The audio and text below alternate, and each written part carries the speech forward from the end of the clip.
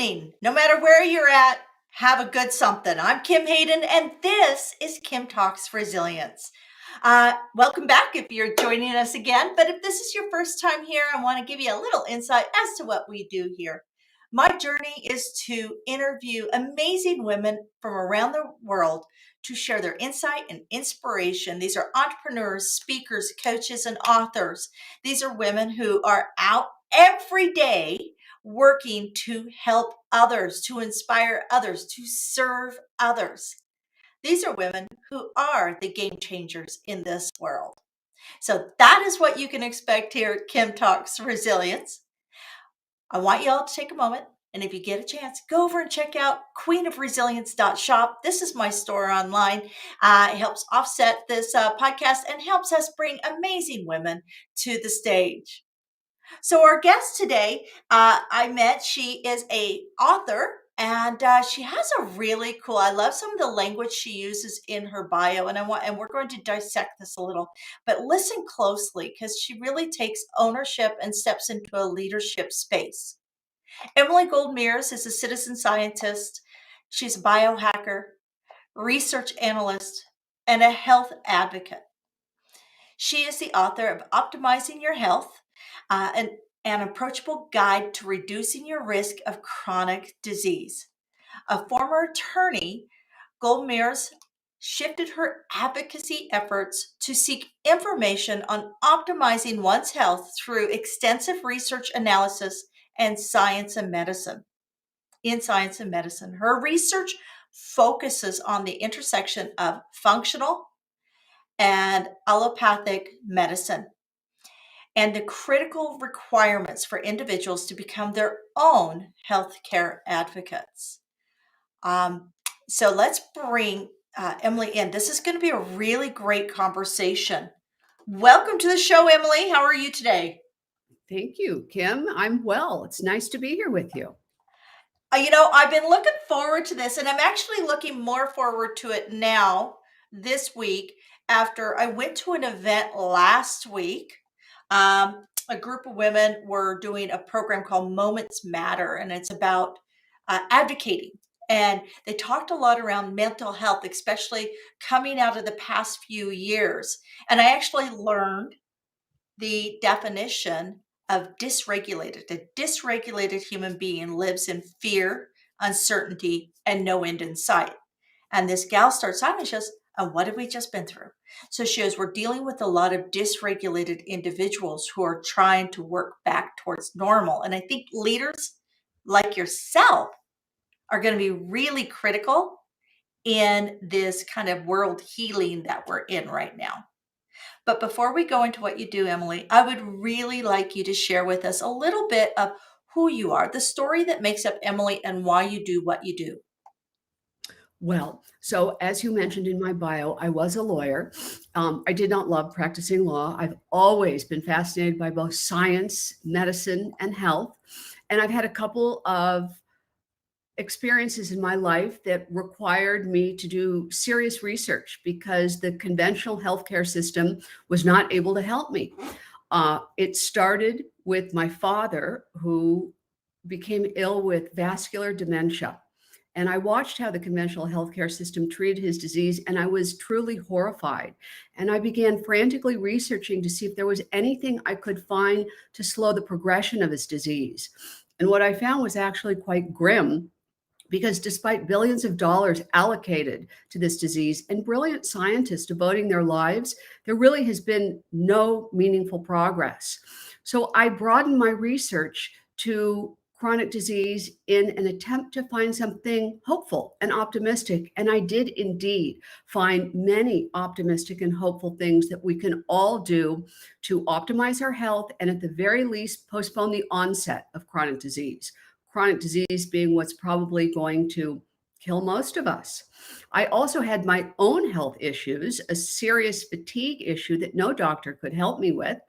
And I began researching, and I tried every possible thing. I'm an experimenter. Some of them did not work out well for me, but many of them did. And today, years later, I feel better and I have more energy than I have in 15 years. I'm coming back. Okay. I love how you said so not all of them turned out well. Um, it makes me think of when I colored my mother's hair and turned her hair purple. So, because I was a hairdresser in my former life, way former, back when I was a kid, basically. Um, let's go back to the origin story here, Father. Vascular dementia. Can you explain to me a little bit? Vascular dementia, is that how is that different from when we hear the term just dementia? Well, there are different kinds. Alzheimer dementia is kind of the overarching umbrella of a neurodegenerative disease that many people are experiencing, and the expected numbers are increasing exponentially. Vascular dementia is simply one type of dementia that has to do with the vascular system. There's also Lewy body dementia. There's a number of other of these neurodegenerative diseases. Many of them are identified by a beta amyloid plaque that forms in the brain. But a lot of the drug research was designed to get rid of the beta amyloid plaques, when in fact, it has been found that the brain forms these beta amyloid plaques as a protective mechanism. There is something that's coming through the blood brain barrier, and the brain responds by forming these plaques. Now, the drugs that have been brought to market so far have eliminated all of the plaques. And what that has ended up doing is advancing the disease, because now the protection is gone. So the goal is not to have so many that it gums up your brain and clogs up your cognitive abilities. But once they're formed, you don't want to get rid of all of them. So there still is not a way to cure Alzheimer's or dementia, despite some charlatans claiming that there is a way. But so the best approach that I think people should take is alter their lifestyle so that at the very least they'll postpone the onset and perhaps not get them at all. And there's so many things that you can do that are known to be beneficial in this regard. What about so I mentioned earlier was around the world and the kind of that psychological emotional impact. I think almost everybody felt over the last few years. It was almost like we had a war that we were all living through globally, right? Um, so when we talk about that coming through all of that space, how do you? What's the best thing you can do for yourself mentally and emotionally so you can approach yourself physically? Does Well, that make sense? Like I always think everything starts in the brain. it does. It does. Well, also in the gut, because the And gut is connected to the brain through the vagus nerve. And so if your gut is not optimized, you're going to have issues in your brain. So everything is interrelated. It's quite fascinating. And our bodies are brilliant and they're designed to heal, but nothing acts alone. And to answer your question, there's a couple of the big ones, which we've all heard of many times. One is sleep. I'm a firm believer that one needs to get their sleep in order. And many of us have dysregulated sleep. You use the term dysregulated to describe mental situations. If your sleep is not optimal and you're not having good REM sleep and deep sleep and sleeping a sufficient amount of hours, it is going to impact everything else. So I would address that. I would address movement. If you're sedentary, that will add to mental issues. If you move around somehow, and it doesn't necessarily mean you need to go to the gym every day, but you need to be moving. If your job requires you sitting at a computer all day long, then do a simple tweak like getting up every 45 minutes, walk around for 10 to 15 minutes. That's an easy thing to add to one's schedule. It really is. And it will yield great dividends.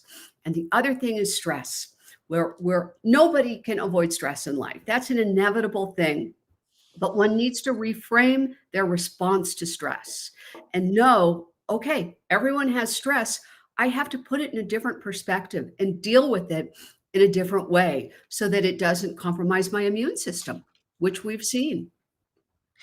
I love that you talk about sleep. Did you know? I just read this trivia the other day that Einstein slept 10 hours a night and Huh. then did 30-second, he called them micro naps, but I think they were actually meditation throughout the day to keep sharp.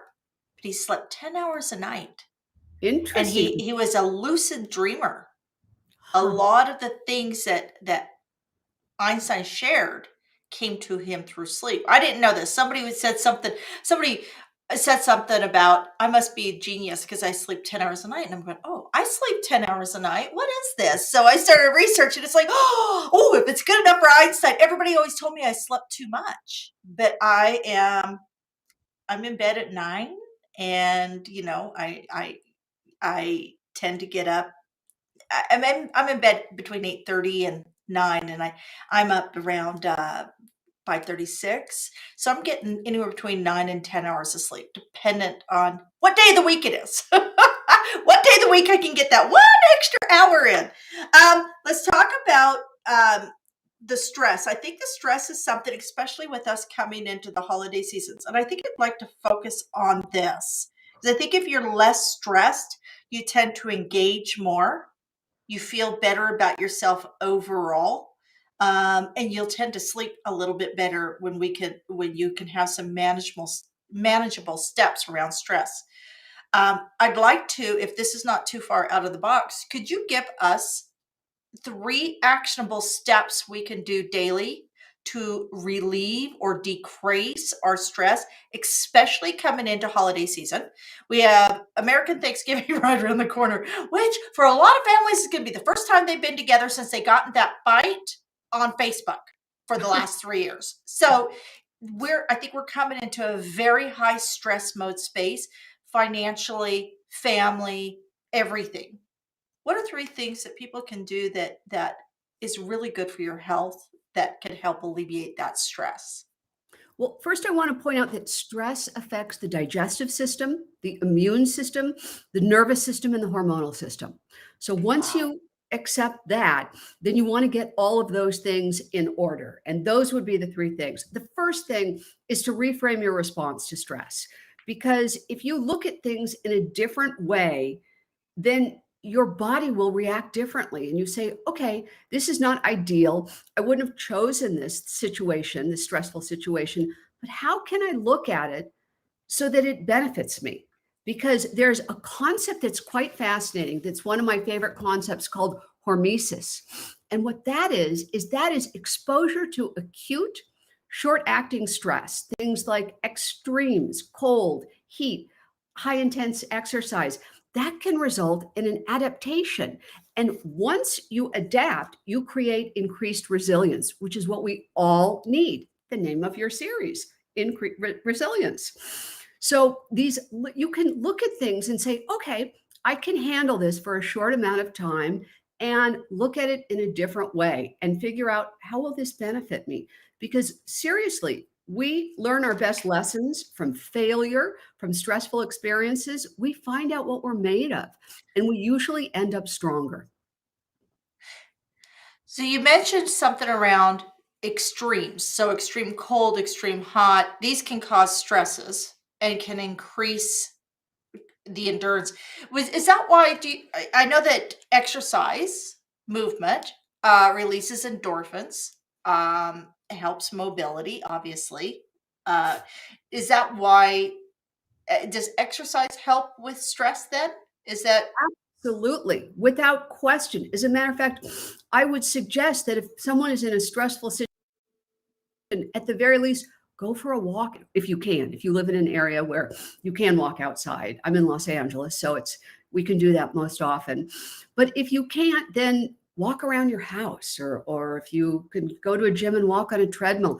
It is enormously beneficial for stress reduction. Exercise, movement is critical. yeah, you see a lot of older people who do mall walking. And I'll tell you, I'm here in Calgary, and right now we have snow dumping like crazy. I'm going to guesstimate since yesterday afternoon, I'm just looking at my window. That looks like maybe 6 to 8 inches that have dumped on my shrub outside my window. Yeah, Wow. I'm not going outside. So, but I'd go to the mall.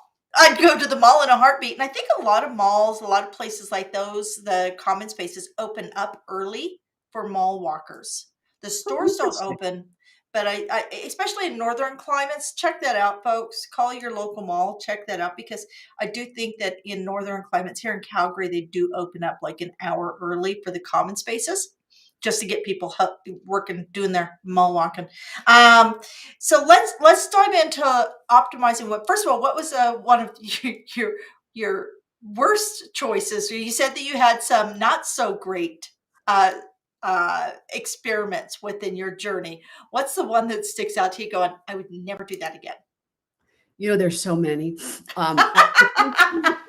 Because I do like to experiment and I like to try every possible thing. I would say the one that is probably most relatable to other people who are less likely to experiment in the way that I do, supplements. Supplements, that is a very complicated area. I have an entire chapter in my book based on supplements. And I believe in the need for supplements because our food supply is quite tainted. Our soil is devoid of minerals and nutrients. And as we age, we lose certain enzymes. And Yep. therefore, supplements play a very important role. But that it requires a great deal of due diligence.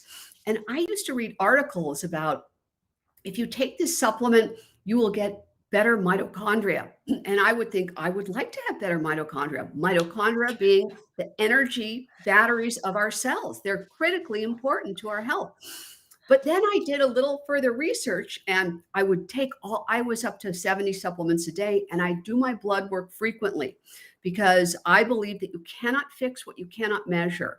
And without knowing exactly what's going on inside, you're driving blind. And while it costs a little money to get blood work done and to do some of these tests, it costs a lot more to waste your money on supplements or any other protocol that is not helping you or perhaps harming you. So I would take these, and I learned that many of them are synergistic. They, once again, like our body parts, the supplements don't act together.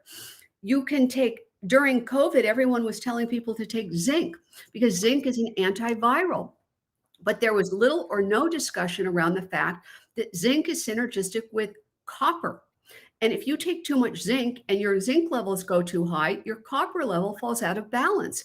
And then that has problems.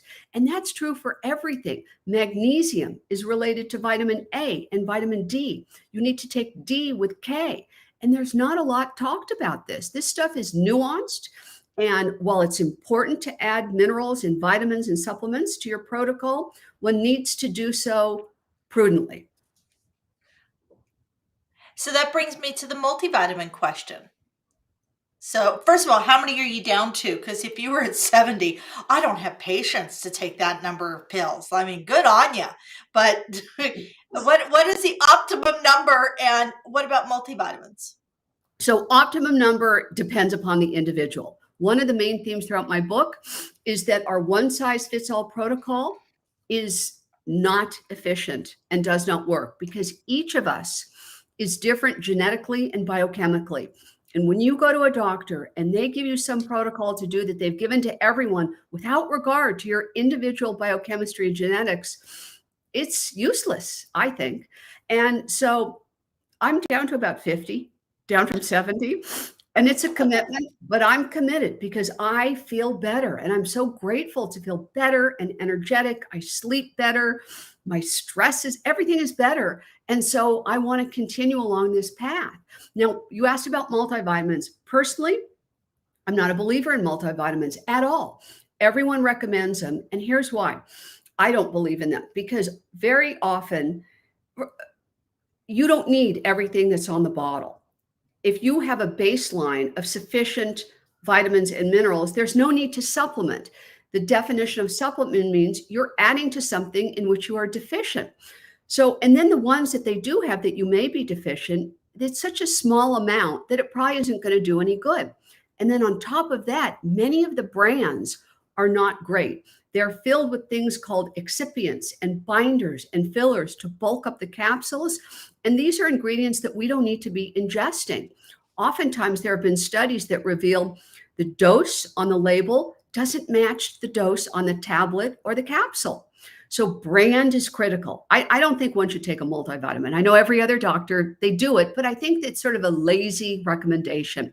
Why not find specifically where you're deficient and only treat that? Well, and North American medicine, I think actually, so let's just tackle the United States. In the United States, unless you're at a certain insurance level or have a certain amount of money, it's just kind of honestly the simplest band-aid solution to get them in and get them out. Right. Because it's a for profit. It's not for the people, right? So it's unfortunate, and I want to make I don't believe that the doctors are being negligent in any way. I think that they're very limited within the construct of medicine within the United States. They're not allowed to, because there's all this fear of being sued, and there's all this, they got to fight for every dollar out of every insurance company. I mean, most doctors in the States will have one doctor will have 3, 4, 5 support staff just to be able to process paperwork and get people through. So it's a very different system, and it's not really set up for health. It's not set Indeed. up. Okay. So I'm not too far off on that thinking. I mean, I have not done research. I know that um, my sisters and I all have von Willebrand's, which is a bleeding disorder, and I know that with my youngest sister, we found this out um, when my youngest sister hit puberty, and all of a sudden there was major medical issues going on. She was really, really sick, and my mother had to fight tooth and nail with our family physician to get the test that we need. And had we had this kind of more engaged overview of the health of us, I believe we would have actually caught the bleeding disorder years previous. I mean, I was 13, 14 at the time that we found it. So maybe I was even just a little bit older than that. I was older than that. I was about 17 when we found it. And all the markers were there, right? Heavy bruising, uh, uh, overextended joints, broken ankles, all these things are markers of this bleeding disorder. And yet, because of the way the medical system is set up, we only take one thing at a time. We're always in crisis mode, right? Indeed. Right. We're not in a preventative space. So walk us through a little bit through your book. I want to walk through kind of your journey. First of all, everybody, let's talk about how long did it take you to do this book? When you first decided you were going to write a book, how long did it take you to do your book? Well, there were different stages. One, for years, I was attending conferences, medical, health, science, biohacking conferences, reading books, listening to podcasts, taking online courses, gathering information. That took years to gather the information. And as I gathered it, I thought, this is so useful and actionable. I need to share this. I want other people to know because of my legal background, I was able to really dig deep into the research and access information that's difficult to access for a lot of people. And I love doing it too. And then I was able to distill the health studies and the science studies that are complicated to layman's language. So all of that took years. And then the actual writing of the book took about a year, but then I had to revise it. I got a publisher who required me to revise it 9 times. So all in all, the whole process was probably, the writing was the least of it. And I love the writing. The research was years and years and years because I have 200 footnotes because it's evidence-based. All of this is backed by science that I write about. And so it was probably a 6-year endeavor, but I loved it. I really did. And that actually coincides with the statistical average is 5 years to get a Huh. book to market. So that actually coincides directly within what is normal. Um, I love the fact that you say 200 notes, right? Because it's fact based. And with being a lawyer, you know what can get you sued. So I've got to take your word that it's that it's fact-based. Absolutely. Yes, I was very careful. Plus, we're in an environment now where there's so much misinformation and junk science. And I wanted desperately to put out things that are valid science, Yeah. it's not junk science at all. What would you say to somebody who is in a similar journey, maybe a different topic, but a similar journey for them? Maybe it's uh, dealing with children with tech addictions, or maybe it's dealing with. I mean, our mental health crisis for our young men is pretty significant, and somebody decides to take this endeavor, and it is a 5 year, 6 year, 7 year journey. What are some of your suggestions to that individual who wants to be a citizen scientist or be, um, you know, a hacker in some way, shape, or form when it comes to something that's touching them personally? Because this was your father and your personal health that triggered something within you and said, I've got to do something about it. It could be a mother who's dealing with a child that has Asperger's or ODD or something along those lines, and they go, I got to do something about this. What would be your words of advice, insight of navigating a very challenging journey that you've gone through? It is a challenging journey, but I would say first off, you have to feel passion for your topic because that's going to help you navigate your way through the obstacles. And there are many obstacles. But if you feel passionate about it, that will drive you and that will enable you to continue. And then you must be consistent and not give up. Those are probably the best pieces of advice that I could offer. Those are very good pieces. Consistency is the biggest challenge we all face. Because the easy things get the immediate reward, and we as human beings love our dopamine. So, press that easy button. Where's the easy button? And to go through an endeavor like what you've gone through is not. It's one thing if you just had kept all that information for yourself, but to go through the effort and put it out for others, especially amidst a sea of information that it could be misinformation or generalized to the point where it could be damaging. um, what I'd love to do is, at this point in time, I always like to ask for a story of resilience, a moment in resilience that without that resiliency, that well of resiliency, that you wouldn't be having this conversation today. This is not where you would be. Is there a point that you can share with us where it was like you just had to dig deep? Well, yeah, with my own fatigue issue, that I think it was so frustrating, and there wasn't a doctor that could help me. They kept scratching their head and said, "Yeah, you're probably all right. I don't see anything." And that required I wasn't willing to give up, and so I kept at it, and I looked for myself, and I figured out how to change everything, and I did change everything, and I felt better as a result of it, much, much better, and I think that I just kept at it. I refused to cave into the doctor's suggestions that there was nothing wrong with me because I knew that my symptoms were not optimal. Chronic fatigue is actually something that we hear a lot about. And it's not just sleep and eating better. What was do you mind sharing with us a little bit of your strategy around your personal uh, chronic fatigue and how you dealt with that? Well, first, I researched it extensively and I figured out all the different things that could possibly make a difference. And I tried all of them. I radically changed my eating habits, radically.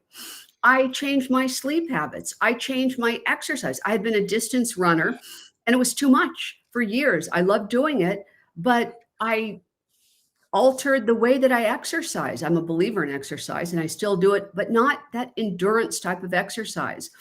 I added things like cold thermogenesis. I made sure that my hydration was proper. I changed my light, the lighting in your homes and your offices.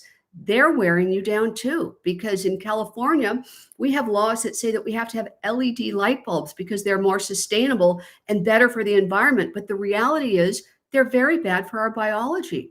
The spectrum of blue light at night is Hmm. entering our eye and hitting our pineal gland and shutting off our production of human growth hormone and melatonin.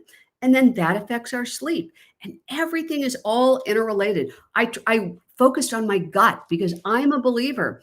You must get your gut in good shape. It's the first order of business, because if it's in not good shape, and most of ours isn't, most of us have gut dysbiosis, you're going to have a difficult time getting anything else working well. So I literally tried everything that there was to try. I dove deep into genetics. I had my entire genome sequenced because I'm fascinated by that. And I think that's the future. And how interesting. And the field of epigenetics is this emerging area of science which states that just because you have genetic variants, as we all do, that doesn't mean that you'll necessarily get a disease. But your lifestyle choices will either turn on or turn off the expression of your genes. And that to me is so heartening because it means we have control. We definitely have control, far more than people believe. I have to make note on one thing. You talked about the blue lights. Um, as a 22-year licensed real estate agent, and uh, half of those, well, 8 years as a certified home stager, the very first thing I told people to do when I walked into their home was get rid of the blue lights. I am happy that the LED lights now have warm bases versus the blue bases, because I know that those blue lights can also cause migraines. They also will create a smaller visual space. The optics of your space are smaller, so they're really bad for photography and for a showing of a house. So it's funny that you mentioned the blue lights, because those are the very first thing that I would tell people. It's literally top of my list. If you're going to go and sell your house, get rid of the blue lights. Very first thing. Yeah. Um, There's one caveat. During the day, the blue light spectrum is okay. It's okay during the day. It's at night when it really interferes with our mhm. biology. Oh, absolutely, absolutely. There are people who I've shown homes to that have said, I can't stay in here. Sorry. I've got to go." And it's something reactive, and it hurts. They literally can get a headache from it. And it was a very interesting. So I figure, everything we can do to make life a little bit easier, let's do it, because life isn't easy to start with. So let's go into real quick. Walk us through your book, what people will get from your book, and where Well, can we find it?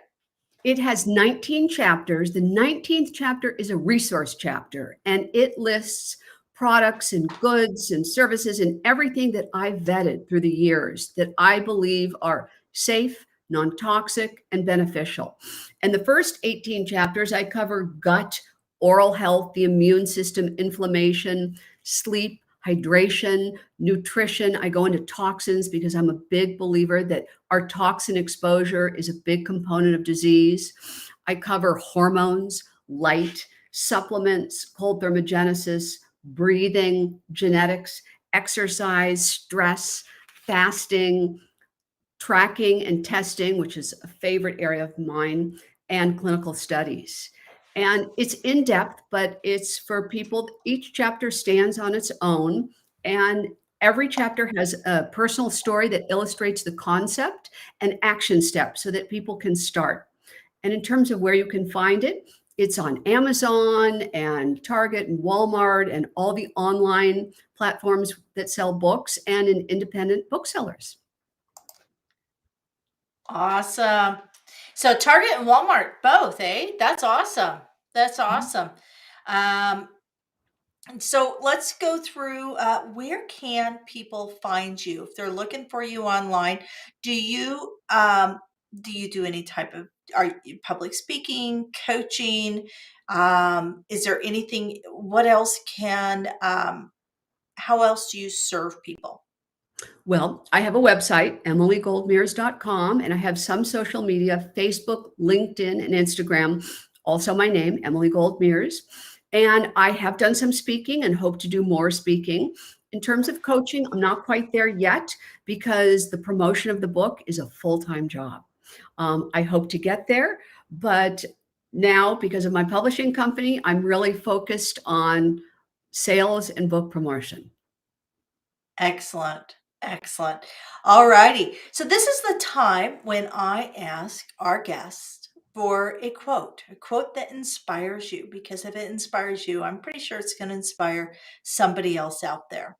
And sometimes we just need to be reminded of good things to listen to remind ourselves throughout the day. What is the quote that inspires you, Emily? Well, I'm not sure if it inspires me, but it's a favorite quote of mine. It's attributable to Winston Churchill. And it goes something like, success is defined as going from failure to failure without a loss of enthusiasm. And I love that quote because it's important to constantly keep trying. And not every attempt is going to yield success. But if you keep trying and you're enthusiastic and you don't give up, ultimately, I believe you'll be successful. That made me giggle a little. It reminds me of Edison. I did not fail 10,000 times. I found 10,000 ways that will not succeed. Exactly. So yeah, it's a getting yourself up and brushing yourself off, right? Right. And that's awesome. That's awesome.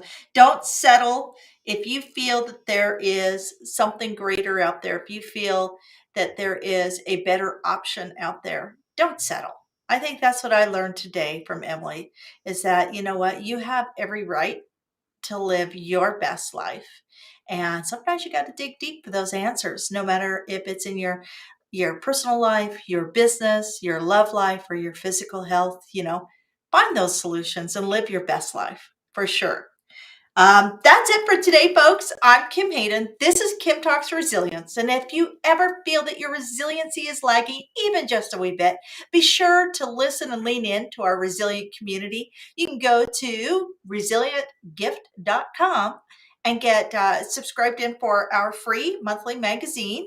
And there is no request for a credit card and no sneaky renewal fees. This is literally just a community of amazing women supporting amazing women. Until next time, thanks for joining us here at Kim.